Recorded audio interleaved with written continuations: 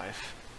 Alright, welcome to WeTaku Anime Review. I am your host, Jovan, and I keep forgetting to bring it out, not make, because clearly it's already made. My anime degree in Shonen, and with me are my three lovely hosts.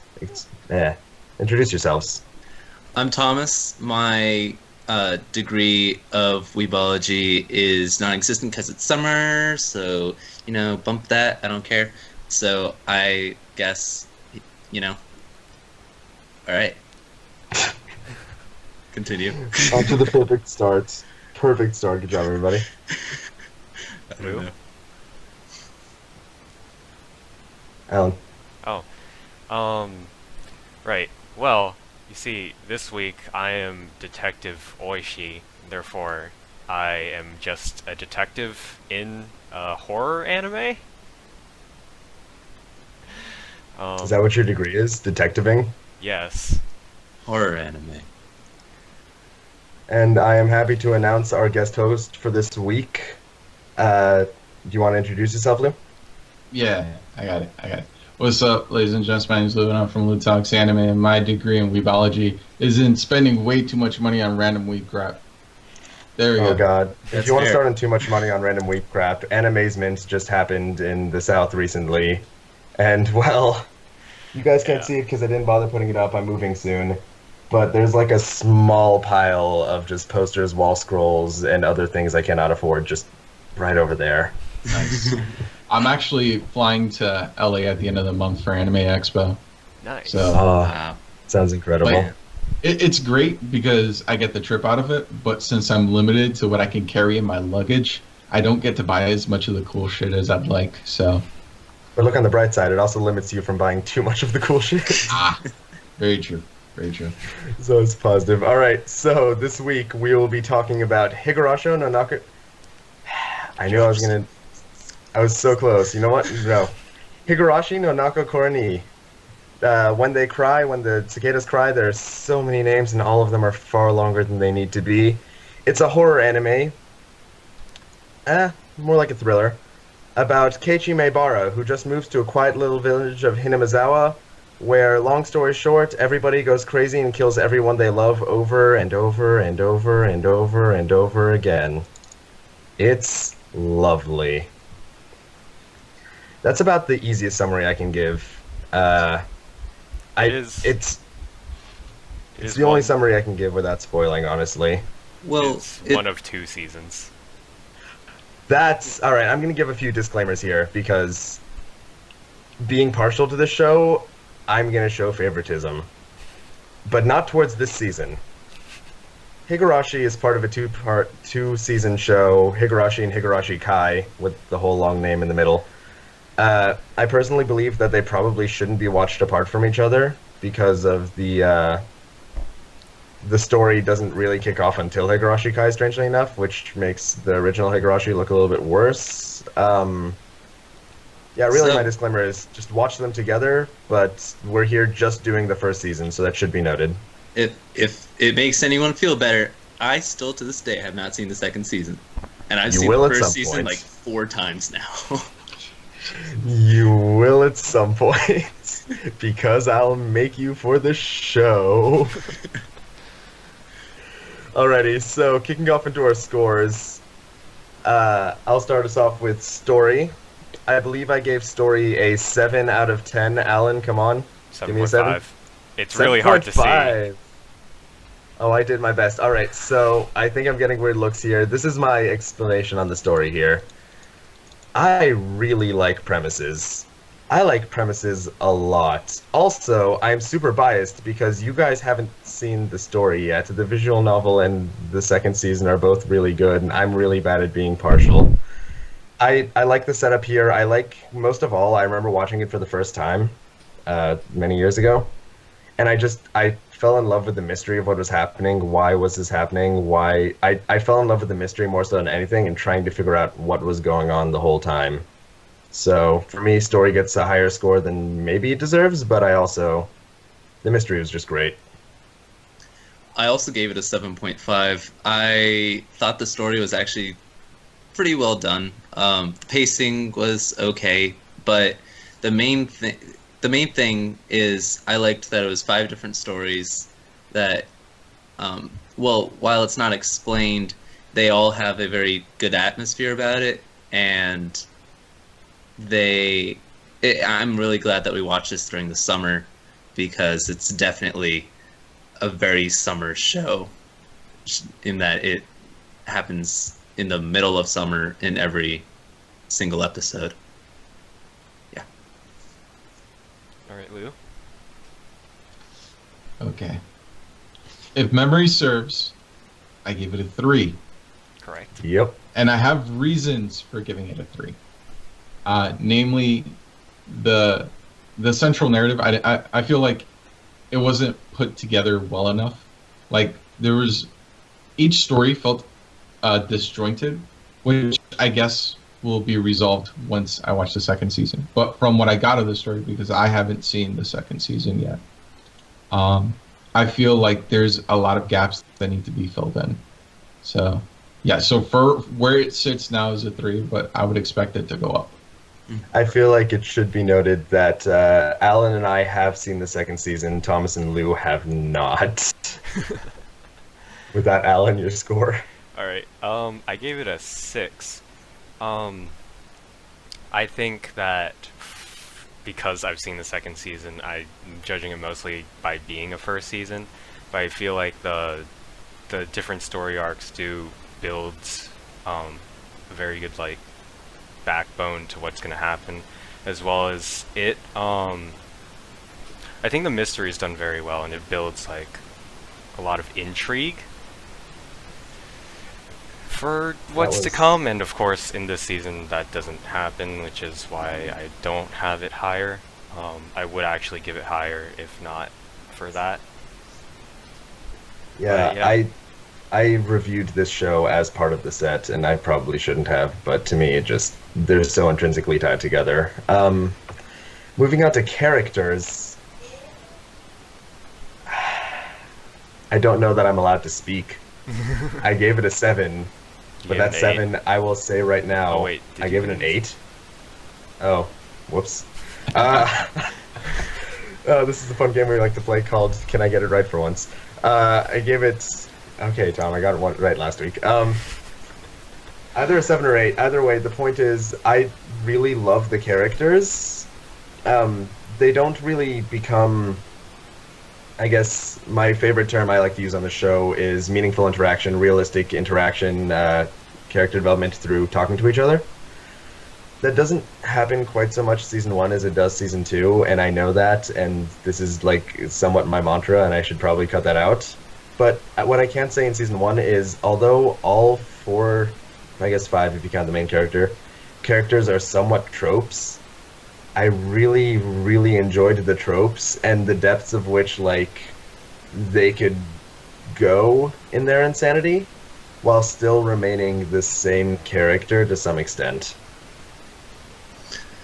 I gave characters a 6 for 2 main reasons. One was that while they do like fulfill certain tropes, they are not 100% the same archetypes you see like all the time in every anime, which is a nice break. And the main character isn't a complete asshead, and so like he actually builds a little bit throughout the show, and then at one point near the middle, like he actually did something to make me like him, and it's not a good thing that he does, but I thought it was something that was very much his character, at least within That arc. the arc, within the arc. Right. Yeah. So Luke? 6. Okay. I fucking hated the characters. It's fair. A lot. A lot. Like, I don't think you guys realize how much I dislike these characters. And that's in both languages, which I guess I'll mention when we get to the sound. But I don't know. I just couldn't stand them. Like how they emoted, their interactions. They felt very disingenuous. I just could not vibe with it. Again, that's something that I feel will be fleshed out more in the second season, because this first season has the problems with the story, where characters are constantly being reset, and whatever development is had, minus a few little bits towards the end, is basically gone. So it's like we're getting the buildup of these characters, and then we get a payoff, but it doesn't feel like a worthwhile payoff, because it's not something that exists in perpetuity. It's something that is limited to the 5 episodes of the arc, and that's it. So it's just that constant reset. It just got to the point where, like, yeah, I would like to see some growth, like, in throughout the entire process, like the characters growing, or us seeing more sides of their personalities, which I don't think, like, it happens to some extent, but not enough. It's little glimpses. It's a lot of little glimpses right now. Mm-hmm. So yeah, I got a 1. I gave it a 5, and I feel like I would be as harsh as Lou is, or at least close to there, if I hadn't seen the second season. Most of what I want to say has already been said, so I'll just pass. This is a lovely advertisement for the second season, guys. Keep it up. That said, although I think the characters, they don't get as much development, you only see glimpses and flashes of it. To me, that's like really fun with the, I guess, adding to the mystery of wanting to know them more. But that could just be my infatuation with that, with falling in love with the mystery, with figuring it out, with trying to figure it out. But with that, one more thing. The character that I have replaced my face with, he's an ass. He's a complete ass. I wish you saw how I love you. I should actually note that... No, I'll save that for Best Girl, actually. Animation. Moving on to animation. Hear me out here. It does not look good. The show does not look very good. However, I would like to know 2 things. A, it's a little bit older, but not old enough to excuse like a lot of the... It's like not great movement. But I really love the later on would be deemed Higurashi face, the look of like sheer insanity, and I really love that the point of the show is based on character perspective and how they see the world as opposed to how it is. And I really love the distortions and everything that comes from that, visually as well as like mentally, because you're only seeing the show from the one character's point of view, sometimes 2, but usually 1. You see that distortion, you see what they see, and you see like how they feel and how crazy off the deep end they have gone. And I really, really love that.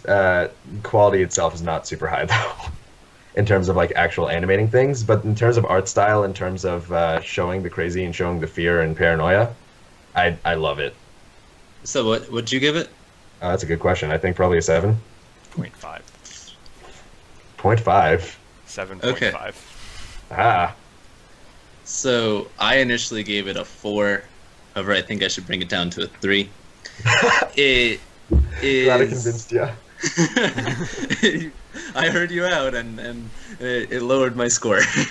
And so it looks okay. The main redeeming qualities are that the characters are recognizable, like without being in the show, or like without. If you took them out of the show, you could still see who they are. If they do a good job with the faces, the movement is awful. Shading's not great. The backgrounds aren't interesting. The place isn't interesting. The backgrounds are obviously like second thoughts compared to what's going on the foreground, and it doesn't come together super well. So 4 minus 1. Do you want me to put a giant -1 like I did last week? Yeah, that'll work. Lou. Alright. I think I give it like a 6 or a 5. Not sure. 6. 6. Oh, okay. Alright. Let me justify that score. Alright, I've been pretty critical thus far of the show.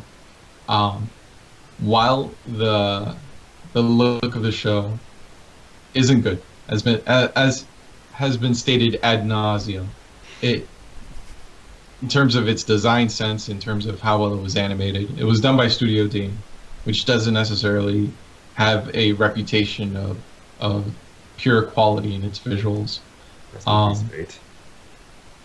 But I will say that it kind of worked, like this messed up aesthetic worked well with the atmosphere of the show, and just seeing how distorted some of the images were, like how the characters would from time to time go off model, usually in moments of insanity.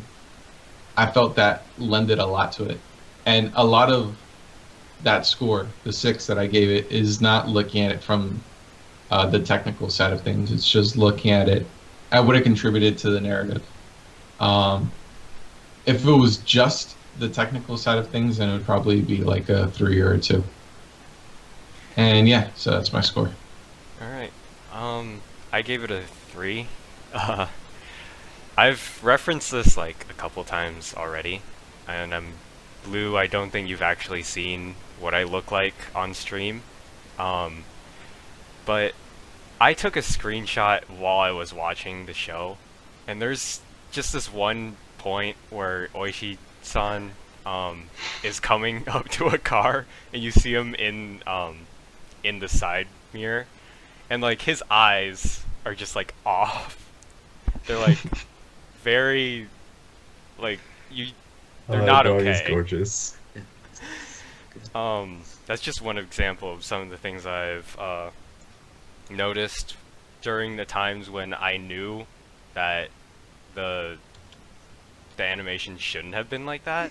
Like I understand where you're coming from with like the more extreme scenes where their faces get all distorted, and I honestly think that those fit as well. But like outside of those scenes, there are still plenty of things that happen with the animation that just aren't okay.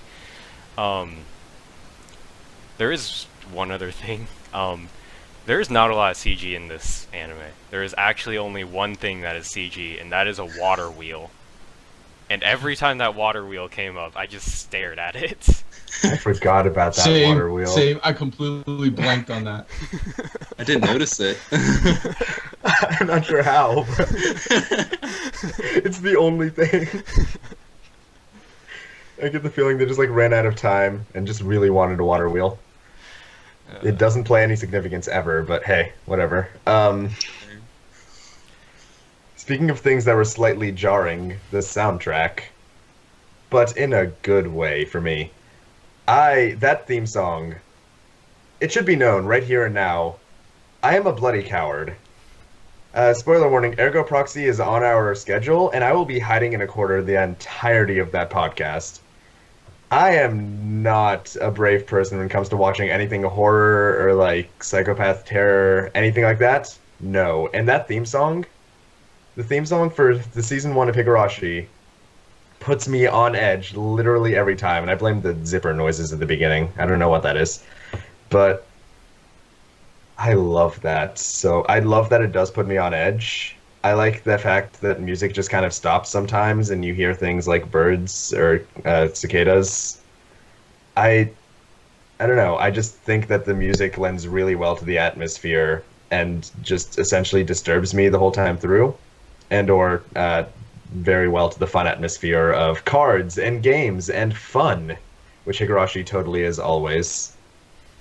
But either way, I really enjoyed the soundtrack. It should be noted that the English soundtrack the English voice acting, real bad. Just so bad. But I actually enjoyed the Japanese voice acting, especially Keiichi's screams, the main character, because that was not human, and I loved every moment of it. It sounded almost like a goat. Probably a 7 out of 10, I think. 8.5. Close enough. I gave sound a 6, and it, to me, so they got cicadas down, and thank God, because that's the name of the show. But it does not sound great. The voice actors do their job. I do like Keiichi's scream, as grating as it might be to some people. I think intentionally so.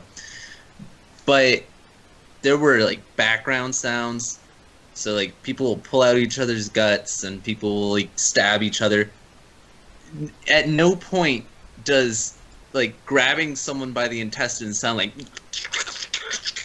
like it does not sound like anything like I would picture it to. I don't like how they did the background sounds. Any of the footsteps seemed a little too heavy, and it's unfortunate because I feel like in horror or thriller atmospheres that really is supposed to lend itself to the overall feeling of it, and it just didn't add up to me. The soundtrack, I'm sure, would have been better if I had played the sound novel, the visual novel, but I never did. It was okay. It did its job. The opening was and then the end was So, 6. I guess it's my turn. Mhm. I give it a 7. I like every audio component of it, with the exception of the voice acting. When I say every audio component, I mean how songs were used. I actually enjoyed the sound design because, as Giovanna alluded to earlier, the story is told from the character's perspective, so it would make sense for the sounds to be a little bit heavier in certain places of like more extreme tension. So I like how the sound is being used to play into the story. I enjoy the opening. In terms of the song itself, I didn't like the visuals. There's nothing really too special there. Like, it felt like a by the numbers anime opening. But yeah, the reason why I didn't score higher, because I really enjoyed those components of it, is because I really like. I own it on Blu-ray, and I watched half of it in dub, the other half in sub, and it was a struggle to get through both of them. Like, on all counts, the acting was fucking terrible. I just don't want to see. I don't want to hear Moe characters like scream in agony. Like, I fucking love Nananburi. I don't want to deal with this shit. I'm not having it. There was something I wanted to mention. I hate Rika's voice. I cannot stand her. Wait, serious voice or usual voice? Usual voice. Cannot do it. Yeah, no, I don't like it either. Yeah, I'll give you that. Nope, not gonna say it. Just gonna move on. Sorry, Allan. back to you. I gave sound a 5. I actually do like the sound.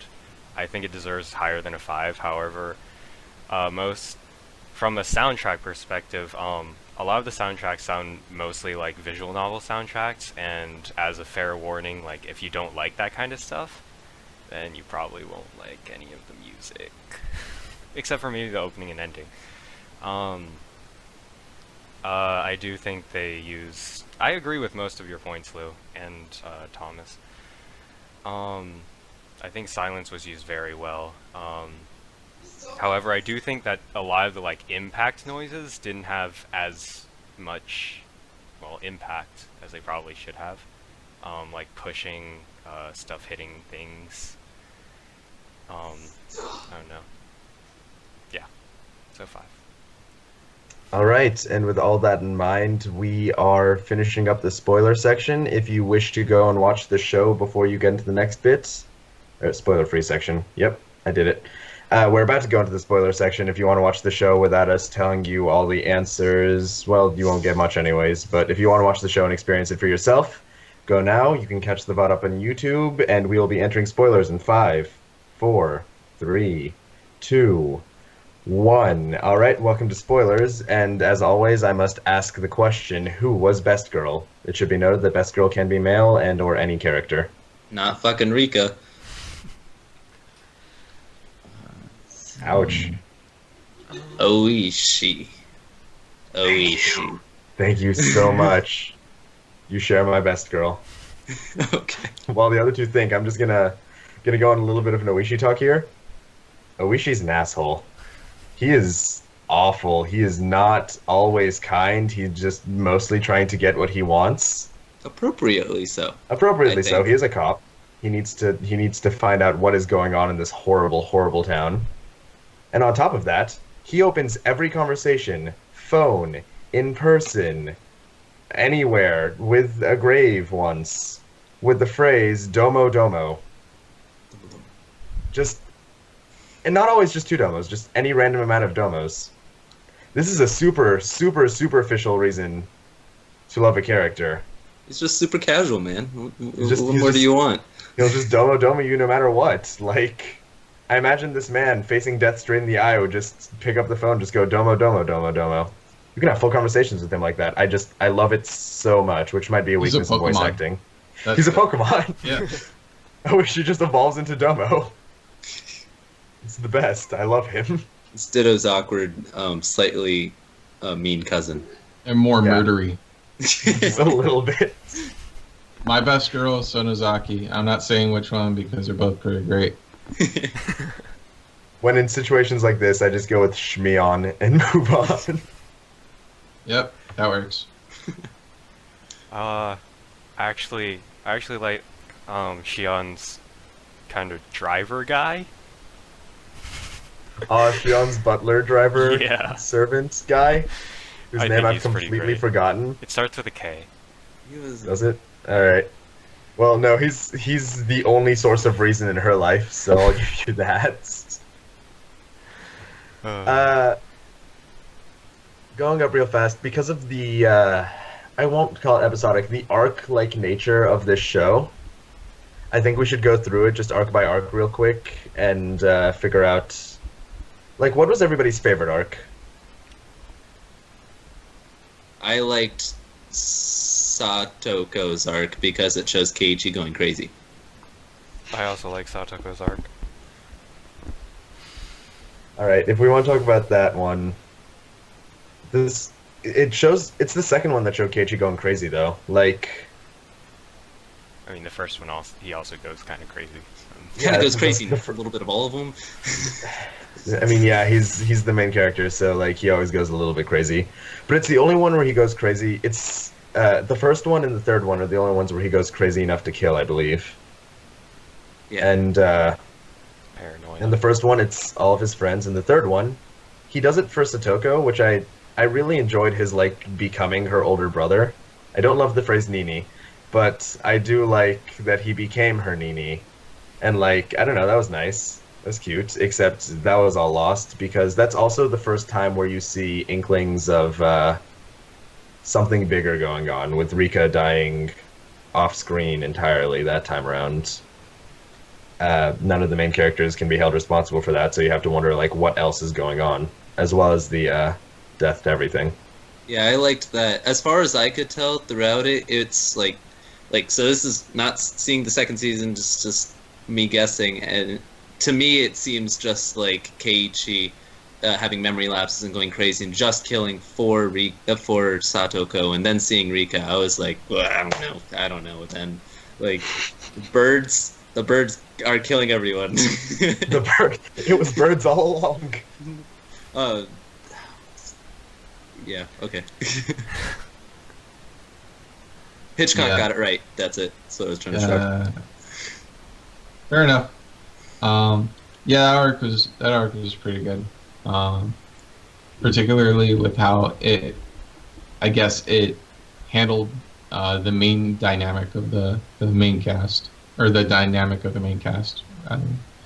I felt like that's one where we saw some interesting glimpses of each of their personalities, even more so than the other arcs. In terms of like what their motivations were for participating within their groups, and I felt like that was the groundwork for everything that came afterwards. Speaking of So- everything that came afterwards, Shmion. You want to do her arc? Oh god, the fingernails. Yeah, I Oh love god, that. fingernails. Nope. I noped pretty hard out of that one, man. Wait, of everything I that love happened in gore. that arc, I love gore, but An it's 11-year-old just- girl is crucified and stabbed to death, and it's the fingernails. Yeah, that's the worst part. I was talking with my friend Andrew, and he was also like, "Oh God, I just can't watch that scene." Yeah, it was rough. It was rough. The fingernails, man. Ugh. I really enjoyed. That's the first answer arc of sorts. It also opens up a lot of questions, but it's the first answer arc that we got to the second arc, which is just that, but from Keiichi's perspective, where you just kind of see Mion/Shion going crazy, imprisoning the other one, killing everyone, and claiming to be possessed, and then you see that happen from Shmion's from Shmion's point of view. Like, to this day, I'm still pretty sure it was Shion who did all of this. I think so. I think. It's a little hard to tell with exact identical anime twins. They did She has nothing wrong. the greatest like motivation for any of it anyway. Did nothing wrong. Yeah, she has more motivation than Mion, but I really enjoyed where where it went in the second half, post ladder scene, where she just goes off the deep end, captures everyone, kills everyone, tortures everyone, like sets her grandmother on fire, chains up her grandfather and hangs him, I think. Satoko is crucified and stabbed to death. Rika commits suicide. It's a wonderful arc. Can we talk That's about what ladder the question scene? is. Ladder scene. So ladder scene, where she is calmly talking crazy, making the like obviously greatest like face of all yelling. time. She's like, It is and the then image. she's like talking like, "Oh, Keiichi, I hate you all this time." Or I don't remember exactly what it was, but she's just, I mean, like she's saying crazy things, but she says it so calmly and monotone, and it does not match the scene at all. And that was probably my least favorite scene in the entire show. Like, See, I like that those lines were delivered that way, I guess, because from her perspective, she was being logical. So, I mean, you're not going to be erratic when you're taking a somber or trying to go with the most sensible route, which is ultimately what ended up happening with the ladder scene. You get me? That's why she was so calm. yeah, and it probably most of the face is probably from Keiichi's perspective of like distorting it, but I don't know. It was also like it showed how crazy she was while still like showing from her perspective how crazy she wasn't, like what Lou just said. That she was, but from her perspective, not so much.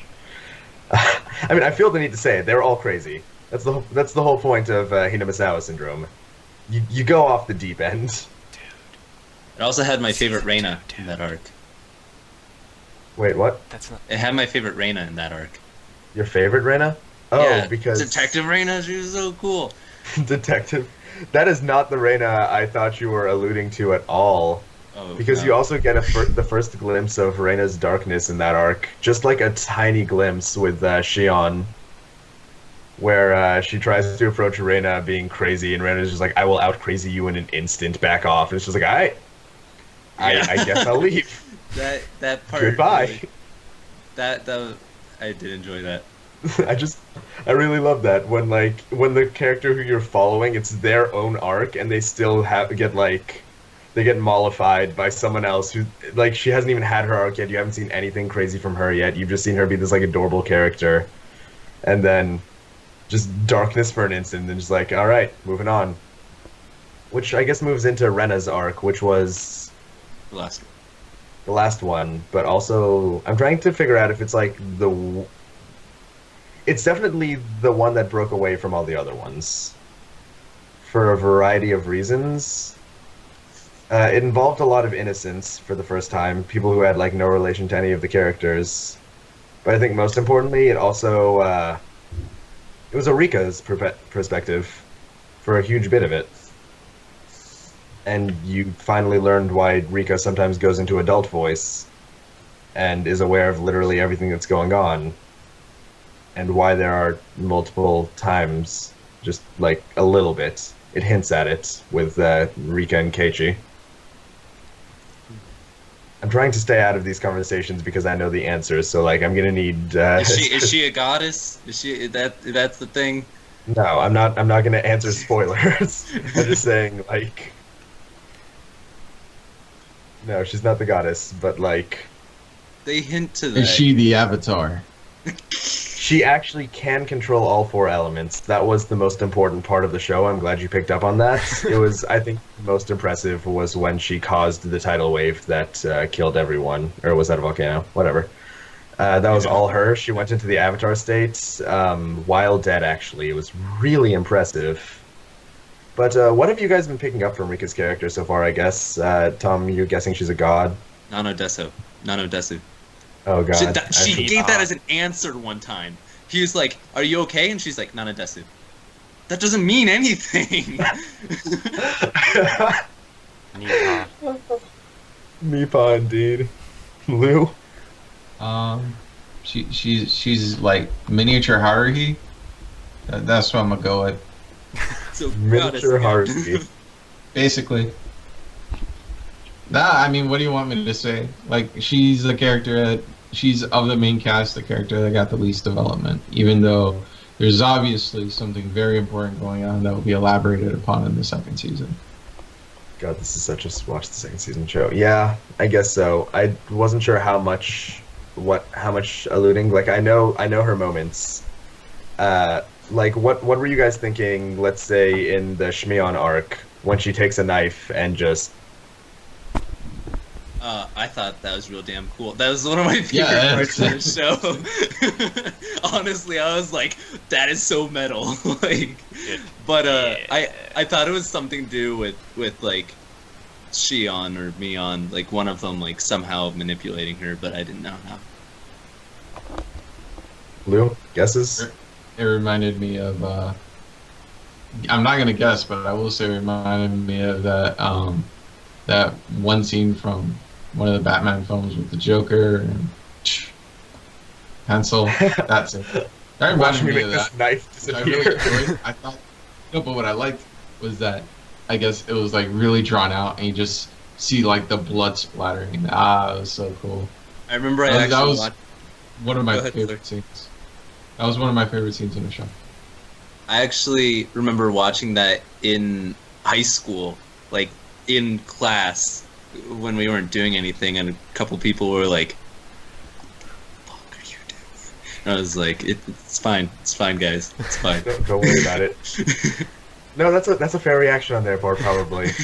I also that's where I think Shion finally. I'm gonna assume Shion here, finally goes off the deep end and completely lost it. And I think that's one of the trademark moments of the show. Louis said it was one of your favorite moments in anime. Tommy said you really loved it. Yeah, I think that's one of the trademark moments of the show right there is whenever anybody asks, like, what is Higurashi? You essentially show, like, an 11-year-old girl just gouging her neck out on a knife while another chick looks on laughing maniacally like she's completely lost it with blood splattering all over. That's Higurashi. That or the card games. That or the card games, which is what I made today's overlay based on, because all other backgrounds are spoilers. Like, the fact that in the card game they do two things. They fall on the table and they blow the card. That's it.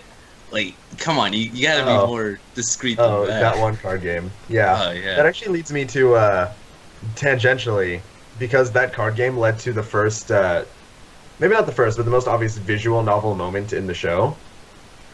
I don't know if this is because I've played the visual novel or not. Higurashi is based off a visual novel. They're a series of PlayStation 2 games, actually.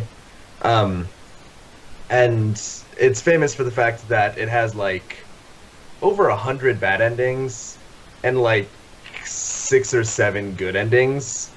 So, like, anything you do leads... And all of the arcs you've seen so far, all of the arcs in Higurashi, have been the bad endings, without fail. Even the end of the 5th one, bad ending. Like... they don't end well. But what I really enjoy is, like, and maybe I just enjoy this because I am a Higurashi fanboy, I will say that for a fact, but you get moments like where Keiichi has to give the doll to either Rena or Shion, or Mion, I mean, And that's like a super obvious, like if you were the main character, what would you do moment. But like I really enjoy that they just like give little shout outs like that, like there was a choice here that was made incorrectly, and that's why everything that's about to happen will happen. Like I understand, like no matter what, somebody's gonna go crazy and kill everyone, but I like that they give even a tiny bit of like there was a possibility that this did not happen. That was the most I also felt for any character, and it was just seeing Shion's face. Like, are you kidding me? I wanted it. Yeah, and I like the explanation I was given afterwards, where they go and revisit that moment. Like I feel like that little detail, it played out nicely. Like it took advantage of that little nod to the visual novel. That moment is probably the most obvious of them, but little things like that of reaction statements, stuff like that, I really enjoyed.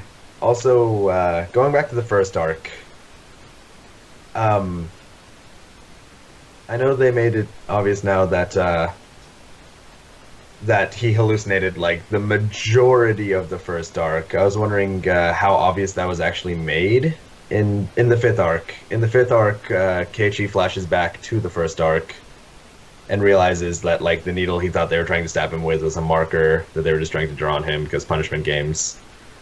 I thought it was too. I thought it was completely separate. I thought that like that stuff had happened, but only in that arc, and that the first arc was still separate from that one, and that they were trying to kill him the first arc, and this was a new spin on it. That's how I understood it. But yeah, that's more or less how I took it too.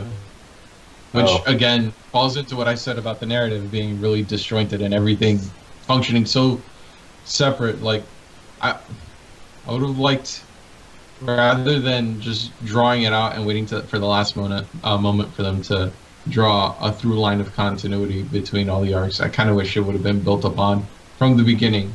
Maybe there's some subtle stuff that I didn't notice that I might catch on a rewatch, but I feel like that would have played out better.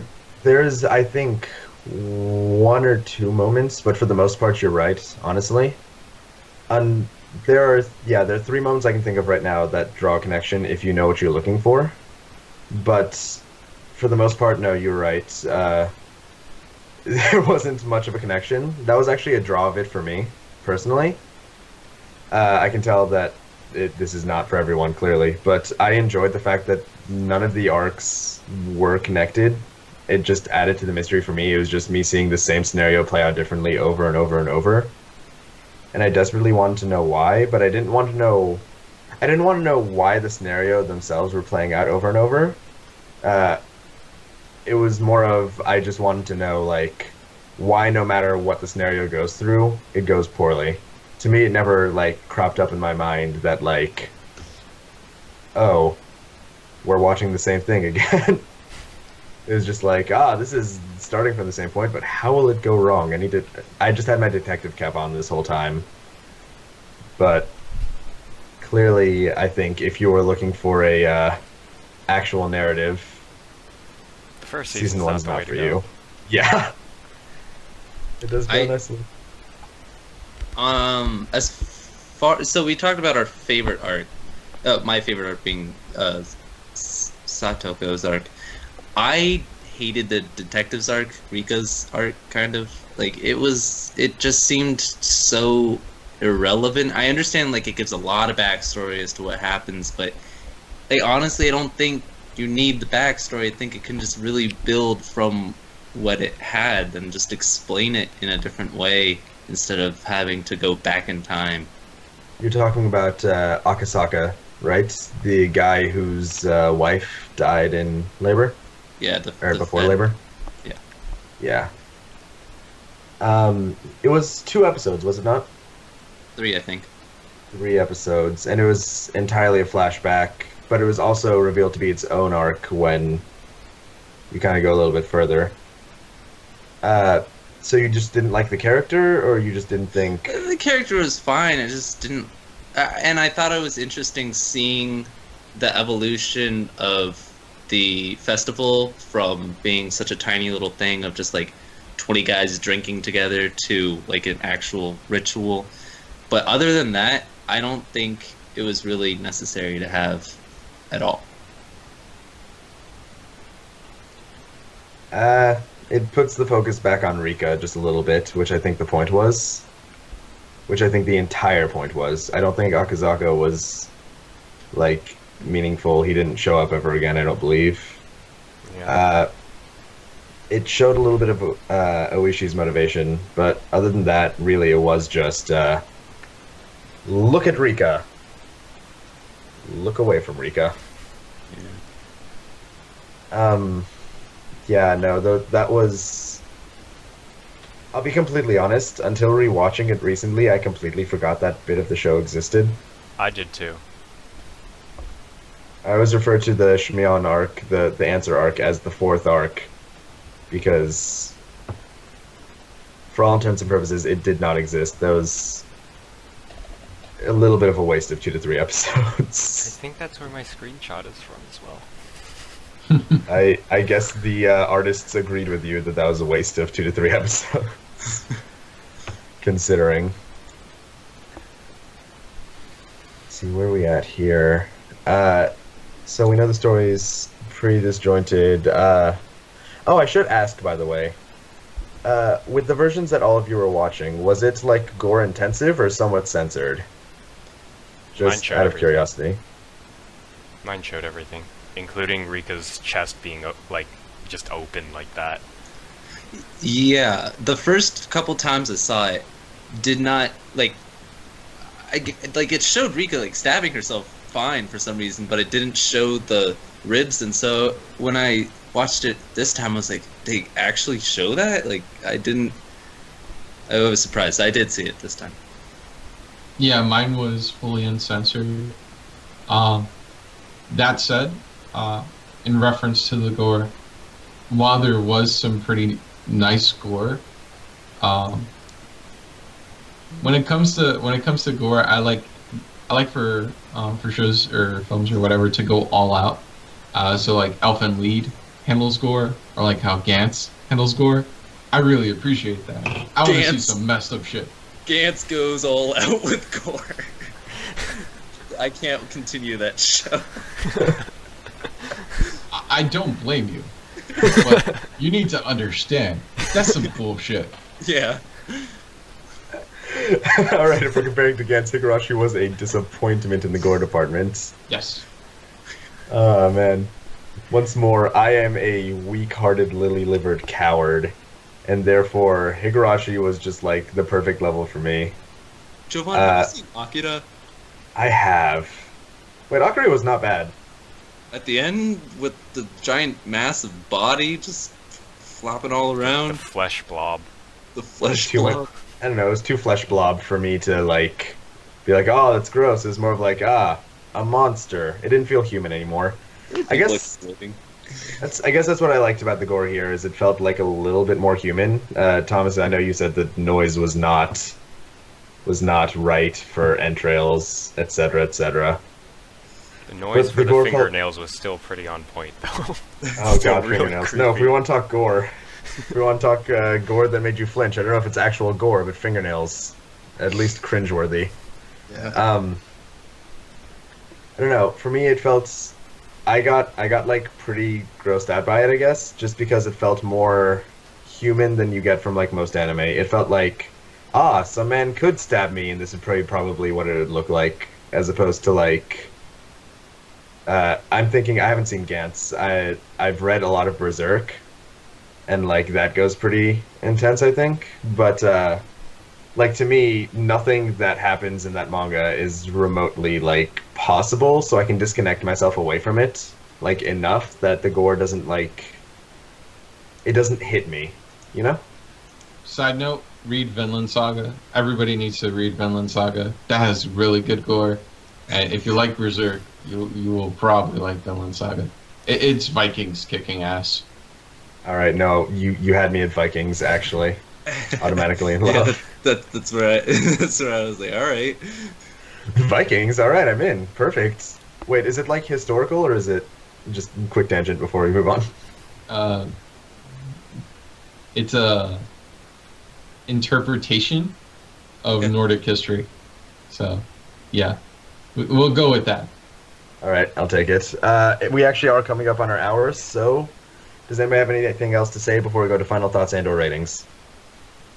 No. Don't look up doujinshi for this because you'll probably get in trouble. Especially Like- not in school.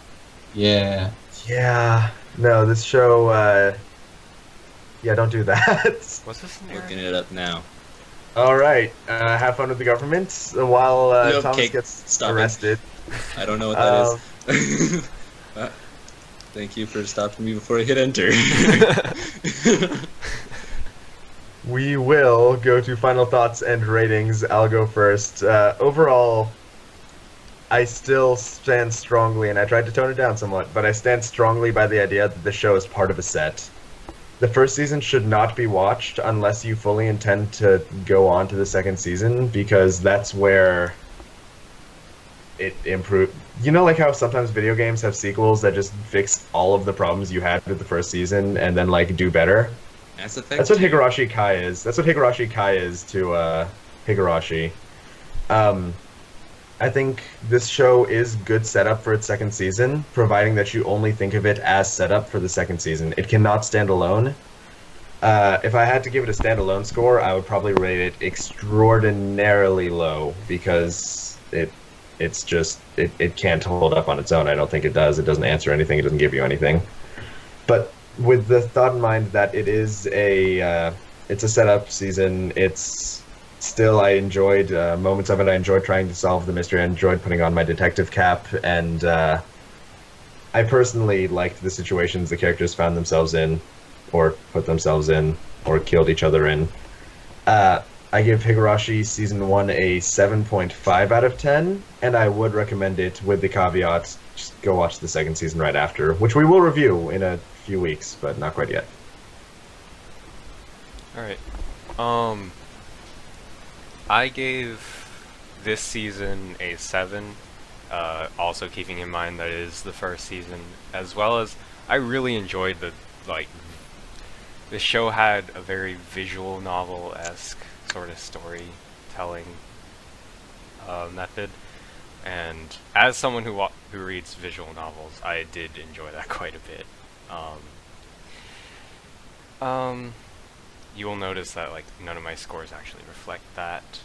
My enjoyment probably went over what my scores would probably tell you, and that's why it is above them.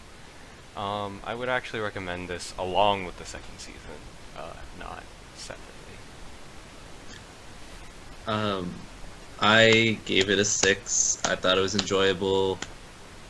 I have not seen the second season. I would say I wouldn't recommend it, but I already kind of did recommend it, and this just happened to coincide. I was planning to watch this with someone else, and this just happened to work out at exactly the same time. I needed to watch it with them, so I guess whatever that means to you. Don't watch it. Do watch it. Don't watch it with just the first season, I guess. And just do what they said up there. Cool. I gave it a 5. There's something that needs to be clarified before I explain why I give it a 5. What I value most in anime is narrative. While I appreciate visuals, while I appreciate quality sound, narrative means a lot to me. That said, what it was able to accomplish with what it did with its visuals, the style that it brought forth, even though it was a technical disaster, it still was interesting, which is more than what I can say about a lot of shows. The sound accentuated that.